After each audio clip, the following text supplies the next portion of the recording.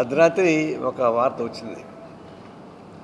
మావోయిస్టులు మేము ఆయుధాలని వదిలిపెడతాం, శాంతి చర్చలకు సిద్ధం అని చెప్పేసి అని ప్రకటించారు.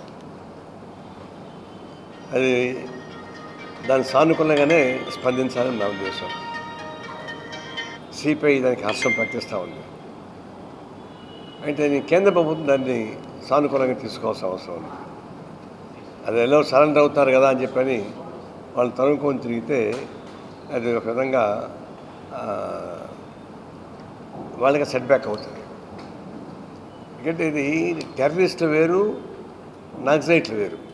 టెర్రరిస్టులకి ఏం ఫిలాసఫీ ఉండదు, కేవలం అరాచకం చేసి చంపడం తప్పితే ఈ సమాజం ఎడల వాళ్ళకి ఎలాంటి అవగాహన ఉండేటువంటి ఫిలాసఫీ వాళ్ళకి లేదు.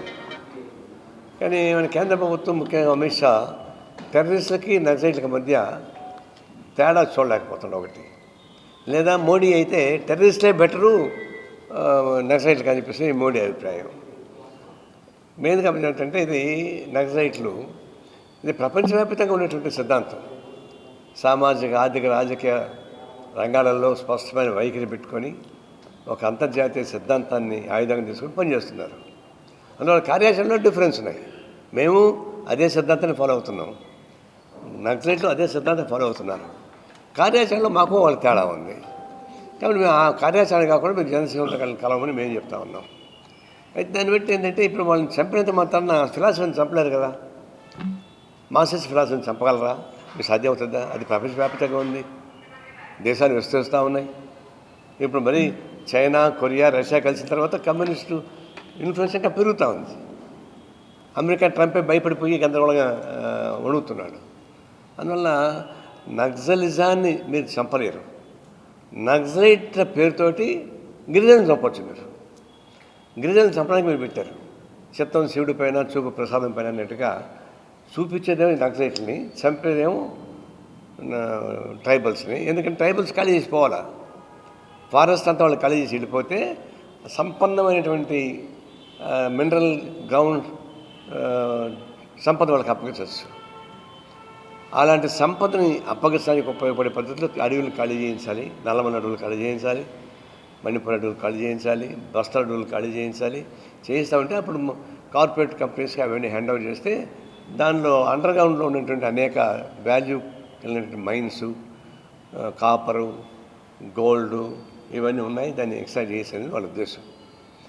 అంతేగాని ఇది ఎకలాజికల్ ఇన్బ్యాలెన్స్ వస్తుందని, అడవి సంపద పోతే నష్టం వస్తుందని, గిరిజనులు వాళ్ళ బతకడానికి వాళ్ళకి అవకాశం ఇవ్వాలనేటువంటి ఆలోచన లేకుండా చంపేటువంటి ఒక దుర్మార్గపూరితమైనటువంటి ఆలోచన, దాన్ని నక్సలైట్ పేరుతోటి అమిత్ షా నాటకం ఆడుతున్నాడు.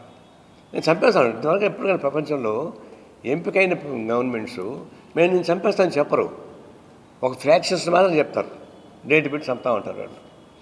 కానీ రాజకీయాల్లో శత్రుత్వం, విభేదాలు ఉంటాయి, కానీ శారీరక నిర్మూలన అనేది లేదు. అందువల్ల అవసరమైతే నక్సలైట్ ఫిలాసఫీ బాగాలేకపోతే ఎక్స్పోజ్ చేయొచ్చు, ఐసోలేట్ చేయొచ్చు, సైద్ధాంతిక పోరాటం సాగించుకోవచ్చు. అంటే మేము చంపేస్తామంటే అర్థం ఏంటి?